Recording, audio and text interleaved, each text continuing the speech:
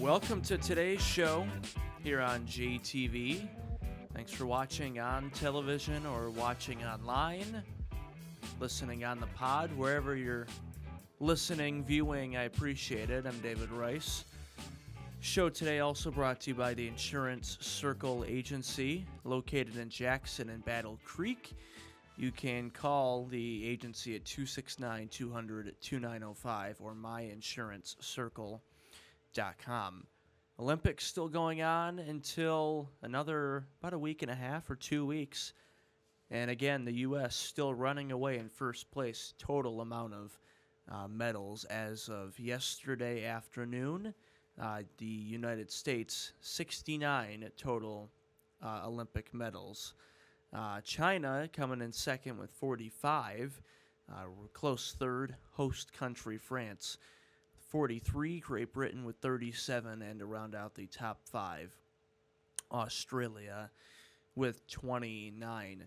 Couple of events actually started days way late than they were supposed to, including probably the biggest one, the triathlon, because of the river in France, that they've put just hundreds of millions of dollars and just a bunch of money into it, and the river is contaminated and they couldn't swim in it. And should they be swimming in it now? I don't know, probably not, but they are still, they're carrying on, and those triathlon events started a couple days ago too. Simone Biles now with 4 gold medals so far in Paris 2024. She's now up to a total of, between Olympic medals and World Championship medals, a total of 37 in her career. So definitely the most decorated gymnast of all time and one of the greatest athletes ever in Olympic history, and no debate on that. Team USA basketball finished undefeated, beat the other 3 teams in their group match. Quarterfinal, 3:30 p.m. Eastern Time on Tuesday, tomorrow night, against Brazil. And the U.S., a little bit of an easy road ahead for them in the knockout stage.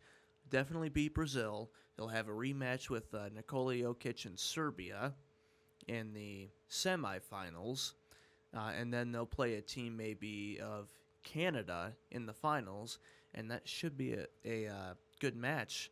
Again, if you're Team USA, you come in though right with the feeling that, well, I mean, we're the favorite, we're going to win this game, and I don't see, based on their 3 group games so far, Adam, I don't see anybody stepping in their way. So yeah, I mean, this team is ridiculously good. Right. So I mean, it's just a bunch of NBA players. So what do you expect? I mean, they're gonna win. Canada though has a decent team too. I mean, they've got Jamal Murray, Dylan Brooks, R.J. Barrett, Tristan Thompson. Is he still playing? Is he still around? I think so. I mean, you're gonna need a really good game out of everyone if you're gonna beat Team USA. And I think Dylan Brooks does more other antics than put actually him against putting LeBron? up a stat sheet. So, yeah, if they put him up against LeBron on the world stage, it's not going to go well for Dylan Brooks. Yeah. USA, of course, the individual golf finished as well. What a comeback, too, by Scottie Scheffler. He shot a 62 in the final round to take home the gold medal and finish 19 under overall in the golf. So gymnastics, basketball, and golf dominating and leading the way again. Team USA first in overall medals with 69. Also happening this last weekend, Jim Leyland's number retired by the Detroit Tigers on Saturday, and the Tigers won on a walk-off hit in the 11th inning. I watched the last, I think, from the 7th or 8th inning on, and I was nervous. I'm not going to lie to you from watching that game because we had lost to the Royals. I believe it was Friday, that first game. We had lost to the Royals before that, and then you come in, and the comeback really started with Javier Baez. I never thought I'd say that, by the way, but he came in before that hit, big one he had in the ninth inning. Before that at bat, he came into the game 0 for, I think, 4 or 5. Not well at all. That's his typical stat line usually, because a majority of the time he doesn't hit well. I know recently he's had a good stretch, a couple of home runs, and again he stepped up then. Meadows came in as well, and the Tigers walked it off in the 11th. Jim Leyland, just the 10th number ever retired by the Tigers in its 124-year history. From Jim Leyland all the way back to Ty Cobb when there were no numbers up there. And I imagine the 11th number, the next one, is going to be Miguel Cabrera. For sure. I don't think there's any doubt, especially with everything going on with him to close out his career. He is for sure going to be on there within the next few years. Right. So was Jim Leyland inducted into Cooperstown too, or was it just the... Yeah. So this is the same year that he went into Cooperstown. He went to Cooperstown just a few months ago. Well, congratulations to Jim Leyland for the Detroit Tigers. They've been playing well, too. You know, they lost to the Royals one time over the weekend, but out of their 4-game series. And you know what's tough? A lot of people don't realize they played almost 12, and they finished 11, but they almost played 12 innings of baseball Saturday night. And then their Sunday game was again at 1 o'clock. So then they had to get up, turn around and play again early in the afternoon. So shout out Jim Leyland, Tigers playing well, and now there's still only a handful of games back from that last playoff spot. I tell you what, they keep playing like this, they'll be right there right up until the last day of the regular season. They're playing really well. So for sure. Yeah, I mean, you get a little excited. Did trade away some guys that maybe you didn't want to. I know we talked about that on the last show, but still, we still have some pieces, so right. We could end up with a chance in the postseason. But I don't see us going much further than that. But it'd be fun for us to end the playoff drought. Right. You know, I don't see the Tigers winning like a playoff series. Now, I think the furthest they would go is they would win one game in the very opening round. Is it still one game, the very first? Yeah, so there's a wild card series. So right. That's a best of 3. So first to win 2. Okay. So they have a chance to do that. That being said, after that's not. Yeah, I mean, if I had to put my money somewhere, it would be on them not making the playoffs. But it's a fun little thing to play around with, hoping that we might be able to make it. Yeah, but because they're so close right now, though, I think they're still 6 games behind. Your anxiety levels, if you put money on them making the playoffs, have to be up here and then down here and then back up here. So I mean, because they're right there, and I think you can make a case. So either way, whether you want to bet money on them or not. Yeah, I mean, right now they're 10 games back. I just checked. 10 games back in the wild card. I thought they were still in the 5 or 6 range. Which could have been some of the Kansas City stuff. I don't know, but I would have to just double check. But that's what I saw on MLB.com, so I assume that's it. But still, so 10 games, still a little bit back, but we definitely have a shot. It's not over yet. No, it's definitely not over until about a little over a month from now is when the playoffs start. So last-minute push for the Tigers, and we thought they were playing well now or playing better. They're going to really have to turn it on within these next 2 or 3 weeks to be able to sneak in. So we've still got a loaded show to get to today. Our JTV Football Media Days, sponsored by Chelsea State Bank, happened Thursday and Friday last week thanks to the staff and Coach Antonio Parker at Jackson High School for hosting us again for the 2nd year in a row. Great facility inside the new Al Glick Athletic Center, where we talked to 20 of our local high school football teams across 2 days, and we had a chance to interview some of them, and you'll be able to see them on this show, a few of them leading up to the start of football season, plus a couple of our other sports commentators as well. So we've got a lot of football coverage and upcoming season previews to show you. But on today's show, we'll kick off with the Central Michigan University commit, Lumen Christi star running back Kadale Williams will be joining the show here shortly, and I was excited to be able to talk to him when we did on Friday, and they coming into the season back-to-back state champions. We covered quite a few things. What's it going to take to get that three-peat, what it was like playing against some new competition in the first year of them being in the Catholic League last year, and a quick flashback to the state championship victory over Menominee that last football season and what that was like for him. And even though if you're a senior, you've won a state championship before at Lumen, the feeling still never gets old, right, of getting the wooden mitten and raising it up at Ford Field. So got a lot to cover with Kadale Williams. Plus, we will wrap up the show with two members of JTV Sports. They're in the building, and they're going to be joining the show shortly from JTV Sports, Noah Baker and Austyn Curtis. Of course, the new mobile production trailer, and a lot to get to with that as we kick off JTV's 25th season of live high school football coverage coming up in just a few weeks. So got a lot to get to on today's show. And of course, if you miss anything, you can always go back and watch online and listen on the podcast.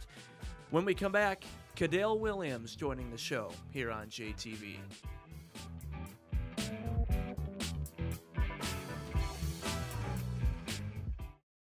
Welcome back here on JTV. I'm David Rice. Our show today brought to you by the Insurance Circle Agency. One of many interviews here at JTV Football Media Days. Thanks to all of our sponsors here inside the J-High facility for making this happen as we get closer to our 25th season of live high school football here on JTV Sports. We wrap up our Friday today with star running back from Lumen Christi, back-to-back state champions Kadale Williams. Appreciate the time today. Yes, sir. And you just committed recently, too, to Central, so congrats on that. Appreciate it. What was the feeling like they're getting ready to sign the paper and make it official? Well, I didn't sign yet, so Okay. I'm looking forward to that. But they really caught my attention. I love the way the coaches, they're like straightforward, and I really like that and appreciated them. So that really got my attention. You guys were in the Catholic League for the first time last season. How was that for you guys making that adjustment? It wasn't, I don't want to say it was easy, because it wasn't easy, but Right. we loved it. It was a lot of fun. We appreciate them for welcoming us and, for giving us a chance to be in theirs. And we went in, played our butts off. Most of the starting lineup on both sides of the ball, senior class, talk about that bond that you guys have. Not just the seniors, but on and off the field. For most of you guys, it's the last ride together. Yeah, so, we got a lot of leadership and, not even that. We're just all super close in general. Like, we're all here. Like, I got all my seniors back there, and after this, we're about to go to one of my other teammates' house and, just chill, be with each other, and have a good time. So we're very close, and we make sure we keep that bond on and off the field at all times. Of course, you guys come into the season back-to-back state champions. Of course, the first game on the clock, but looking towards the end, obviously, the ultimate goal for that three-peat. What do you think it's going to take to get over that hill again, make it a third straight? A lot of, growth and maturing. We got some young guys that have to step up, no doubt about it. And I got a lot of confidence in them that they would do that. So, yeah, can't wait to see how it come out. How's the 7-on-7s and summer workouts been going so far? Working my butt off. I haven't been really too much focused on the 7-on-7 stuff. I'm not trying to get hurt or nothing like that, being smart. But, yeah, I'm working my butt off other than that. Any specific games you or the team have circled on the calendar the most? I know there's a couple State championship game. Yeah, State Ford Field for sure. Talk a little about Coach, of course, Herb Brogan, long time going into his 45th year at Lumen Christi at the helm Yeah. for the Titans. What does he mean to you in the program? You know, to me, we have a tight bond. You know, we all love him.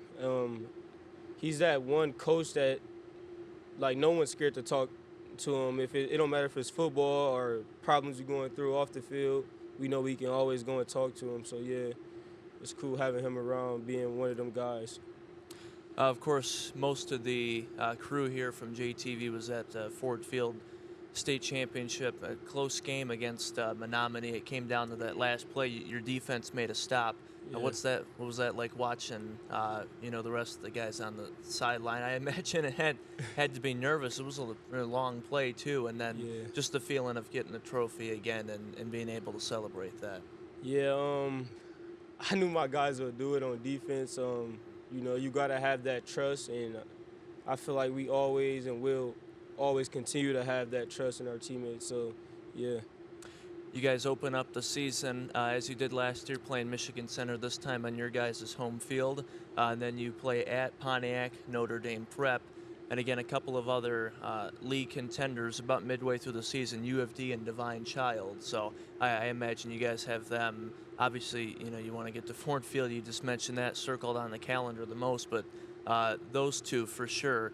Definitely circled for you guys, I would imagine, right? Yeah, they got some pretty good guys on both teams, so can't wait to see what they bring. Well, good luck this season. I know third straight championship three-peat on the horizon, so we're looking forward to covering you guys against Michigan Center live on JTV Week 1. So Yes, sir. appreciate the time and good luck this season. Appreciate it.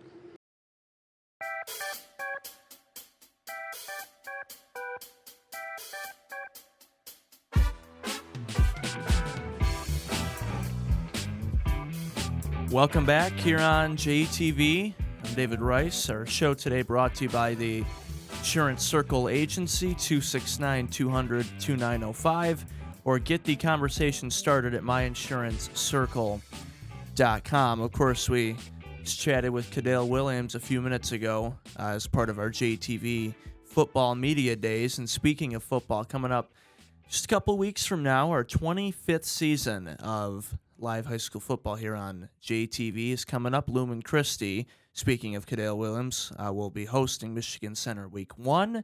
And here to talk more about our upcoming football season and everything with the new JTV mobile production unit from JTV Sports, Noah Baker and Austyn Curtis. Appreciate you joining us. Hello. Thank you for having us. Yeah, so let's first cover some background about each of you, your roles here, and how you guys both started at JTV. I'll start with you, Austyn. Yeah, so I am a director in TD here at JTV, TD meaning technical director. I interned here in high school as a senior and kind of went off to college and came back home from college. I actually transferred to Spring Arbor, and I was looking for some work, and I was like, man, that was really cool. I should pursue that again. So I actually came back to JTV and started working part-time while still going to school and also getting credits for working here, which is pretty neat. And I've just been working here since. I've done some freelance on the side and stuff like that, but I've been fully full-time staffed here as a director for, I don't know, probably about 4 years. And Noah, you're a long timer here I've at been JTV. here forever. It's an old man. How many years you've been here now? Over 17. Okay. It's, the only one in the reality show I have left to beat is Brandon. Sooner or later, I'll kill him off and I get the prize, whatever it is. So tell us how you got started here at the station. Honestly, very similar to Austyn, believe it or not, even though it was, like back in the olden times. But I was going to school in Detroit, finished up school in Detroit, was actually working for the school that I graduated from, and doing a lot of freelance work. And then this is before your time, but the economy collapsed. Yep. In a matter of a week or so, I lost 4 or 5 freelance jobs and had no money and wound up back home. And started interning here as a way to just kind of keep skills sharp with the full intention of going back to Detroit once things picked up again. And started interning here and have been here ever since. Have been here long enough that I've been promoted to I don't know how many different jobs. I'm the sports director, the production manager. I produce the locker room, the Aspen 1 Hour Football Show, and a bunch of other stuff. And yeah, this is I live here now. I think a lot of us pretty much, right? That's a lot of media. We all live here. No, I mean this is actually I sleep in this room. You sleep in here and then Yep. you work. We're out gonna have there. to wrap this up. I need a nap. The big thing here with JTV, the new mobile production unit, the trailer.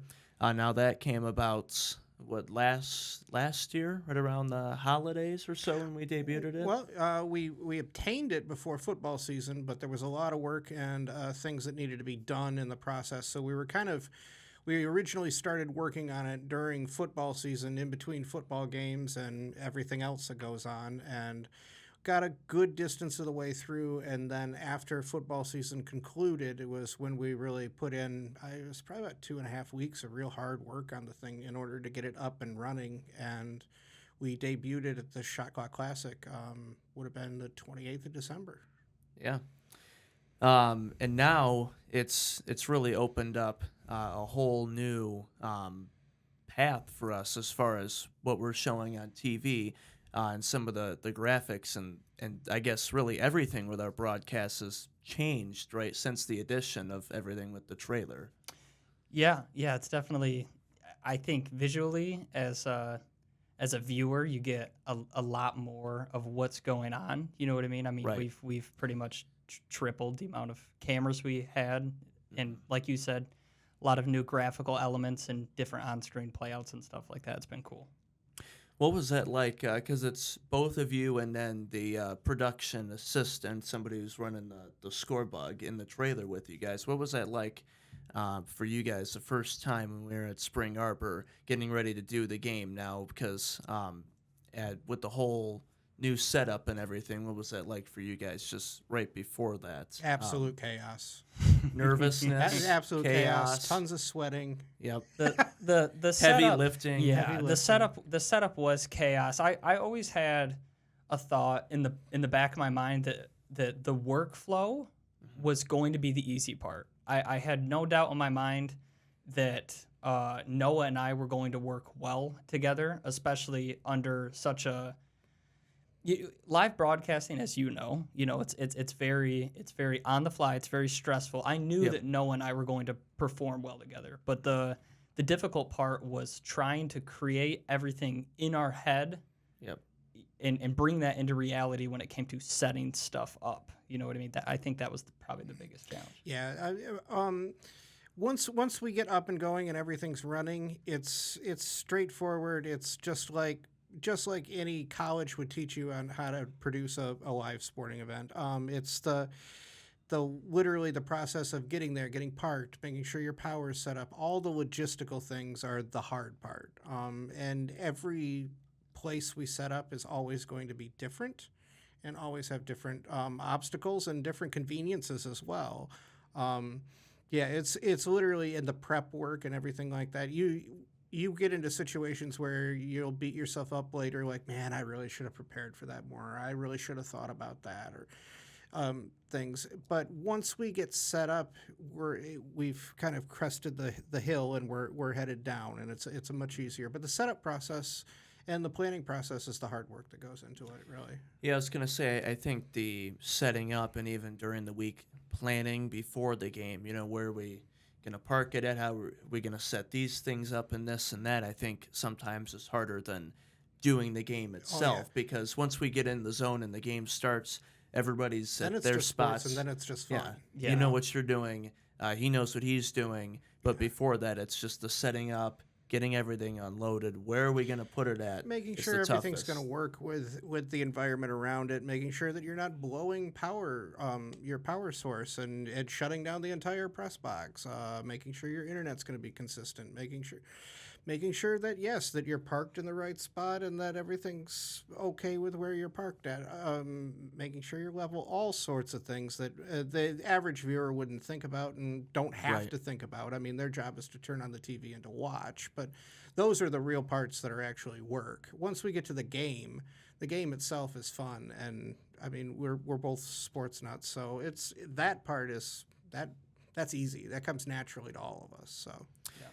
Right. And then, like, the evolution, really, even just since we started doing live games after COVID hit, pretty much, even after doing live games, the evolution of how our broadcasts looked has still changed a lot, too, because when we first started doing live, it was 2 cameras, and you were pretty much doing all the graphics on the screen, switching the cameras, and we had 2 of them. And when we started that, I think you were, Austyn, you were down on the field as the down came, when we were just still 2 camera live, and then totally turning into this, really kind of a blink of an eye later. Yeah, our original live setup, the first time we were able to do live per MHSAA rules, and the first time we did it was right after COVID. Back when they brought things back, and they weren't allowing too many, depending on the venue, some venues weren't allowing anybody in the stadium to watch or take part in anything. So we were really they changed it over and we were allowed to live stream, and we were really the only thing that people could watch. They didn't have the opportunity to go. But that system, it was funny because when they made the announcement that MHSA made the announcement that they were going to bring sports back, they made it 2 weeks ahead of when they intended on starting the season.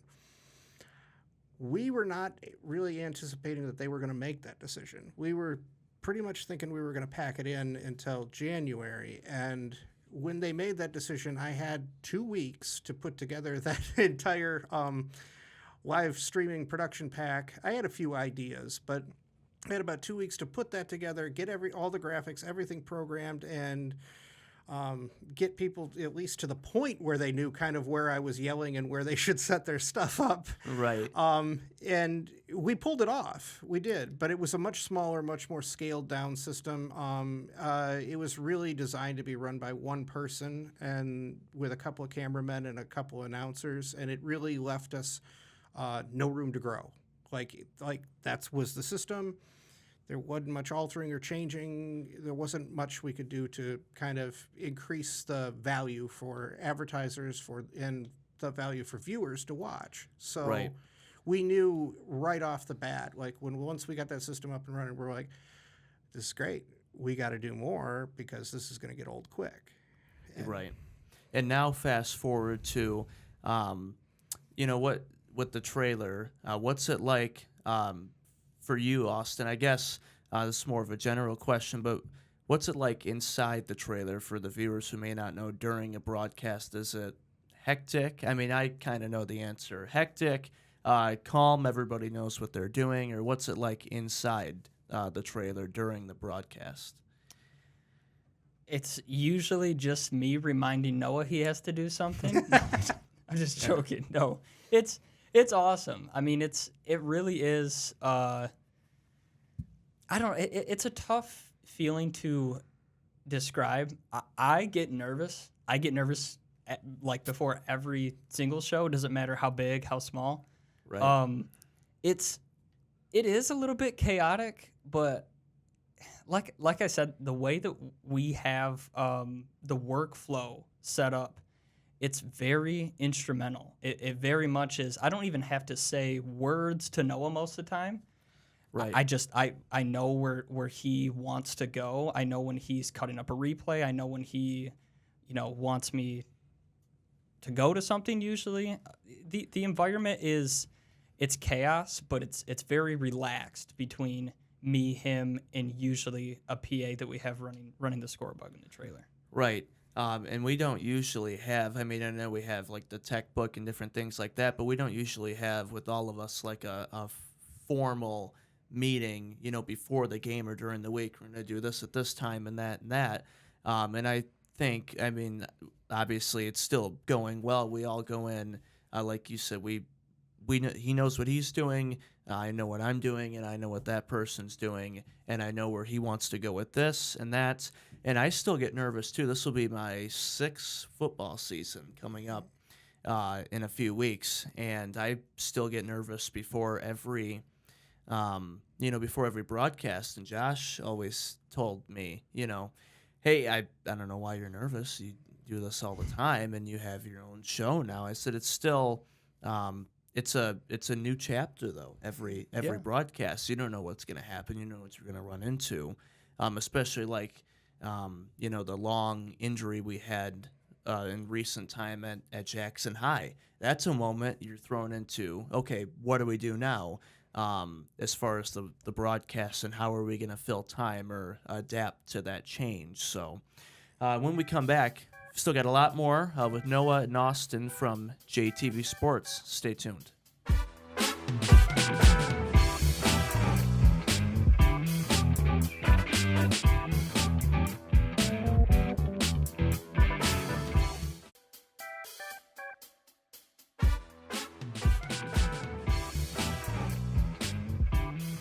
Welcome back here on JTV, brought to you by the Insurance Circle Agency, located in both Jackson and Battle Creek. MyInsuranceCircle.com. We're still here with Noah and Austyn from JTV Sports.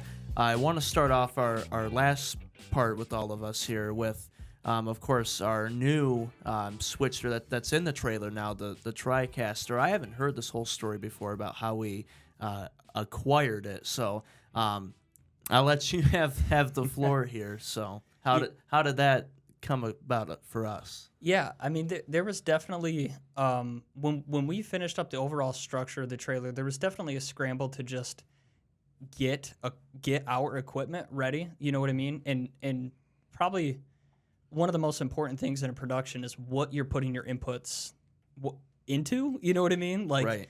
And we had some options. You know what I mean? We thought about going the Blackmagic, the ATEM route. We thought about. I've always been a fan of how user-friendly TriCaster is, so I was looking around, and I was like, man, I really don't want to break the bank on this, you know what I mean? And new TriCaster is a lot of money. So I started looking around for maybe some secondhand equipment and stuff like that, and I stumbled upon a listing on eBay for a TriCaster 460. eBay from a guy by the name of Waleed Salim, who was I believe a teacher at some sort of I don't know if it was collegiate. I believe it was a high school or some type of CTE program or kind of like the career center in our area. Mm-hmm. And they did I think like a television, like a news course. So it was a trusted source. And I spoke to him on the phone and everything. And he was like, I'd love for this to, it's got a lot more life in it. I'd love for it to get more use. Things like that, yeah. So basically, pulled the trigger on it, had it shipped here to our postal office, and I remember the day it came. I couldn't sleep the night before. I remember the day that it came, and Adam and I actually walked over to the postal office. I refused to go. I wasn't going to go with him. He was too hyped up. I was also terrified, and I'm sure Adam was very scared too. Oh yeah. It's an expensive piece of equipment that is being shipped across the state or across the country. It was coming from Oklahoma, I believe.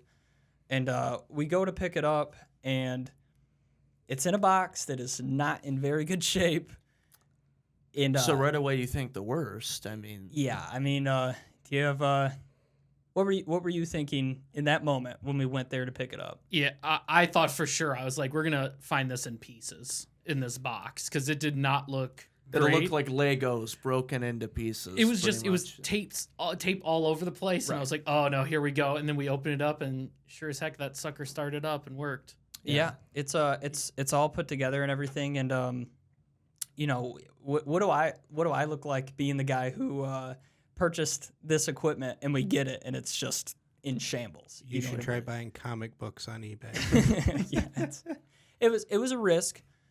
We got it. It was all put together. It was the actual switcher control surface and the TriCaster itself. So the actual, and then also Noah's DDR control surface he uses to cut replays.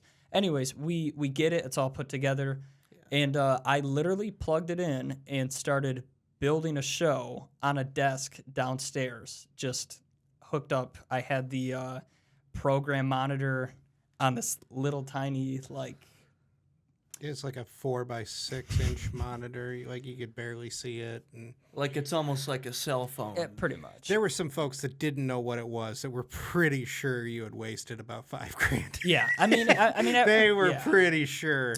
Yeah, I had a ball with it. It was super scary, purchasing equipment like that. But Right. he took care of it. We're taking good care of it. It's been a excellent asset to our production for sure. And the evolution, really, because we're going into our 25th season of football here on JTV.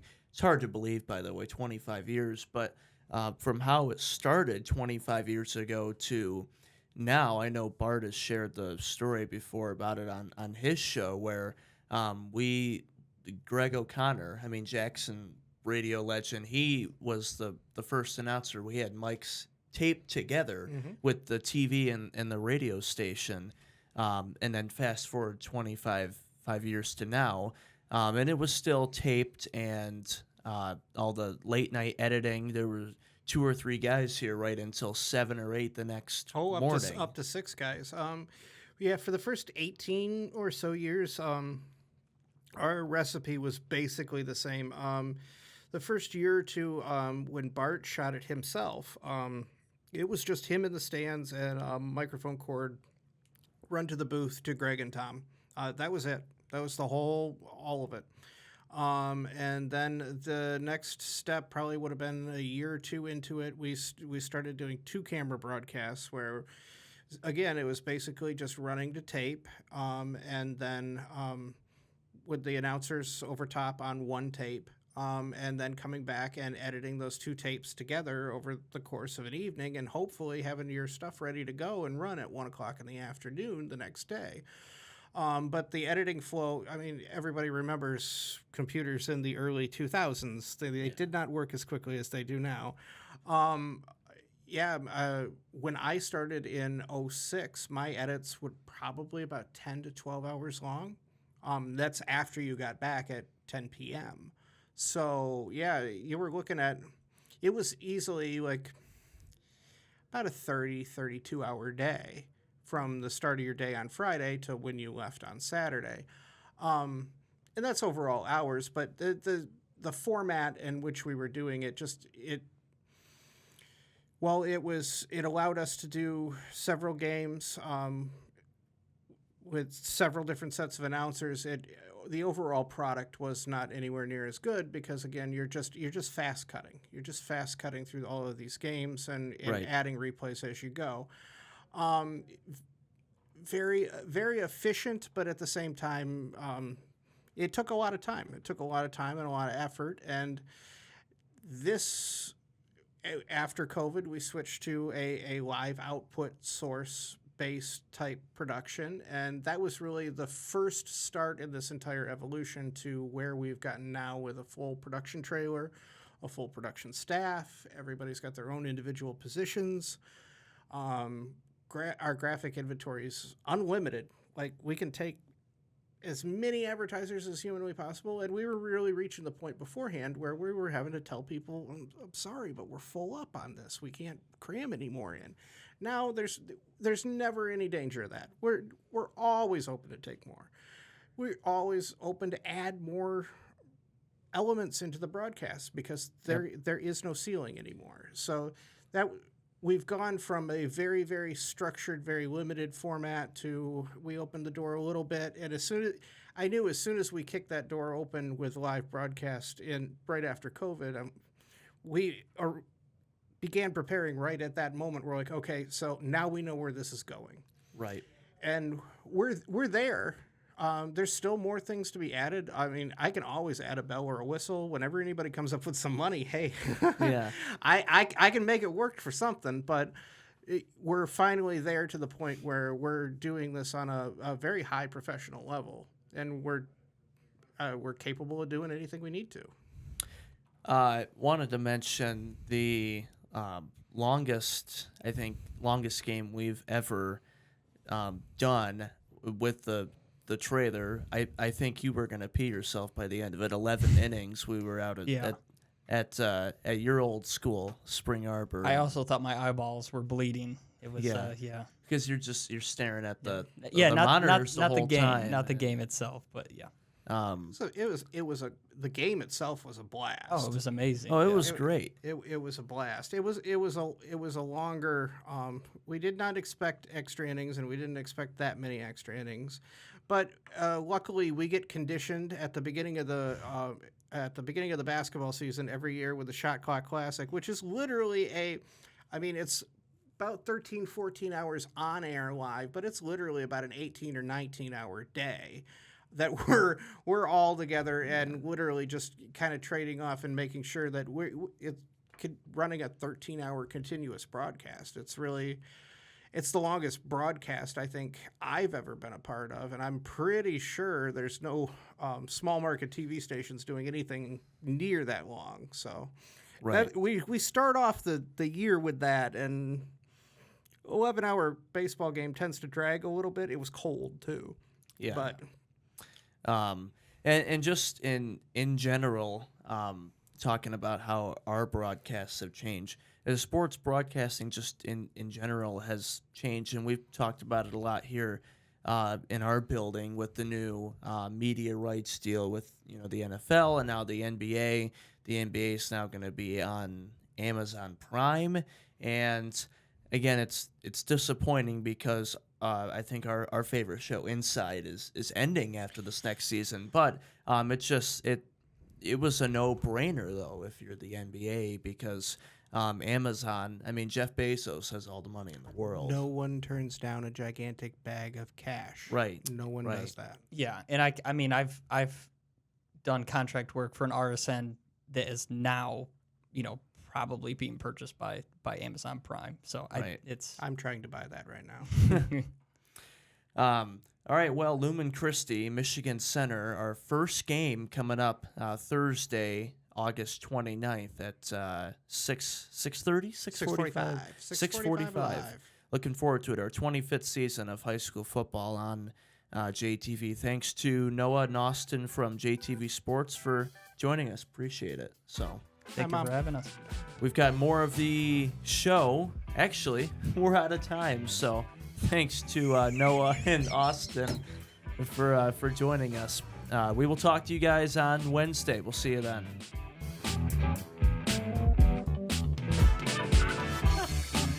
It was good, and then